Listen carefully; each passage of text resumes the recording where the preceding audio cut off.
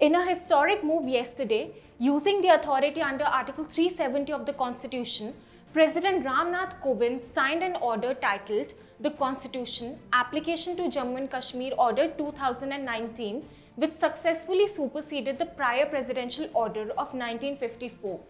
This is essentially in furtherance to a proposal aimed at removing Article 370 of the Constitution, which is the bone of contention with regard to the status of Jammu and Kashmir since the time of the adoption of the Constitution.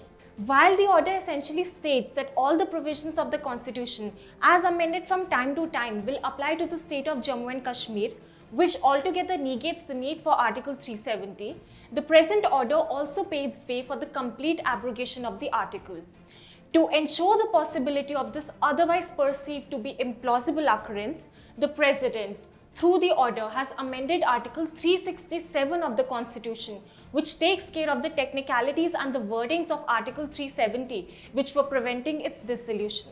Through the presidential order, the Constituent Assembly of the state will now be read as the Legislative Assembly of the state in Article 370 of the Constitution, thus paving way for its revocation. To further understand this issue, let's take a look at the background of the case. The state of Jammu and Kashmir was acceded to India in the year 1947 when Maharaja Hari Singh signed the instrument of accession. It is pertinent to note here that the instrument signed did not specifically give out any added privileges to the state, and it was the same as all the other acceded principalities relating to matters of defense, foreign affairs and communication. However, even though the other principalities later signed merger agreements, Jammu and Kashmir ceased to, and hence Article 370 was incorporated, enabling the state to have its own constitution. From the beginning itself, Article 370 was intended to be a temporary provision for a smooth transition of the constitutional provisions to the state. The article provided that only those laws made by the Parliament will be applicable to the state which relate to matters specified in the instrument of accession. Moreover, any laws enacted by the Parliament will only be applicable to the state once the same have been ratified by the President and the state government. Thus, Article 370 in itself may not seem to be quite as aversive to the unity of the country, but the laws which it gave rise to are the ones which have led to this division. Using Article 370, Article 35A was incorporated in the Constitution in the year 1954 through the Constitution Application to Jammu and Kashmir Order 1954. It specified that any law enacted by the state which specifies a class of people as the state's citizens or confers upon these citizens any special privileges as far as employment under the state government, acquisition of immovable property, settlement or aids by the state government go shall not be held invalid. Thus, while Article 370 paved way for the incorporation and legal admissibility of the Constitution of Jammu and Kashmir, Article 35A ensured special privileges to certain citizens specified in the Constitution. To say that the practical applicability of the provisions were fraught with issues would be an understatement. The Constitution of Jammu and Kashmir defined a permanent resident in the state and only made provisions with respect to people who were living there till 1954. Thereafter, the state legislature had the power to declare any individual as a citizen of Jammu and Kashmir, which was often exercised arbitrarily. This resulted in gross violation of fundamental rights and unfair discrimination towards the individuals living in the state who weren't given the status of a permanent resident. This has also rendered the state of J&K to be relatively underdeveloped, as the articles are a hindrance to investments through multinational corporations and businesses.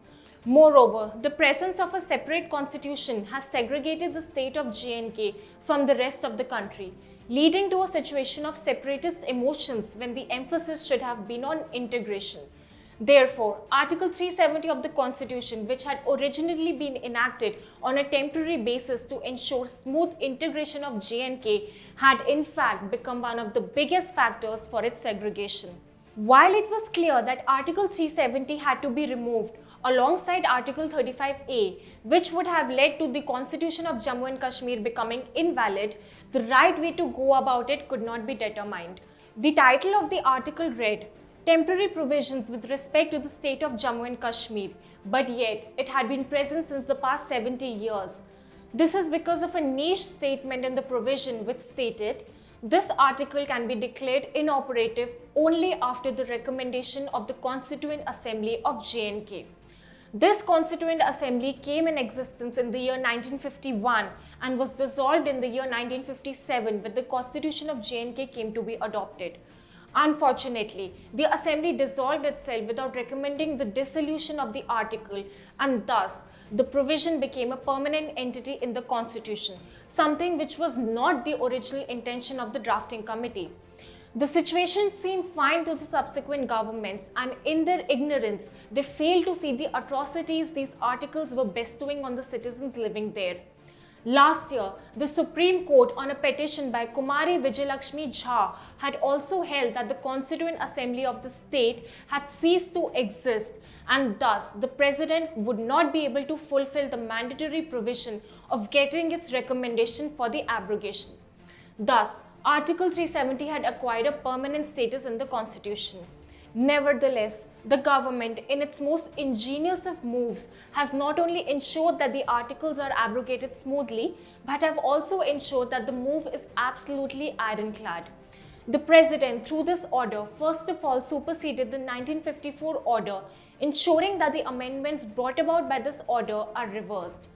This order essentially scraps Article 35A of the Constitution. Further to that, the order enacts all the provisions of the Constitution to the state of Jammu and Kashmir. Thus, if viewed alongside Article 5 of the Jammu and Kashmir Constitution, which states the executive and legislative power of the state extends to all the matters except those with respect to which the Parliament has power to make laws for the state under the provisions of the Constitution of India, the state constitution is rendered invalid as the Indian constitution will supersede in all cases, including the citizenship clauses. This renders the constitution of J&K and the special status bestowed on the citizens invalid.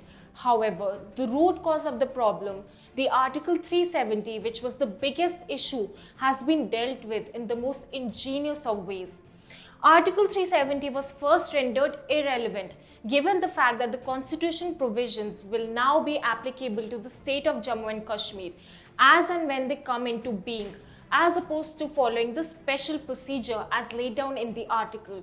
However, to completely rid the constitution of the article, the order has amended Article 367 of the Constitution to include certain terms with respect to the state of Jammu and Kashmir. It stated that the Sadr-e Riyasat shall be construed as reference to the governor of Jammu and Kashmir. It further stated that reference to government of the state shall again be construed as reference to the governor of Jammu and Kashmir. However, the icing on the cake was stating that the expression Constituent Assembly of the state will now be read as Legislative Assembly of the state.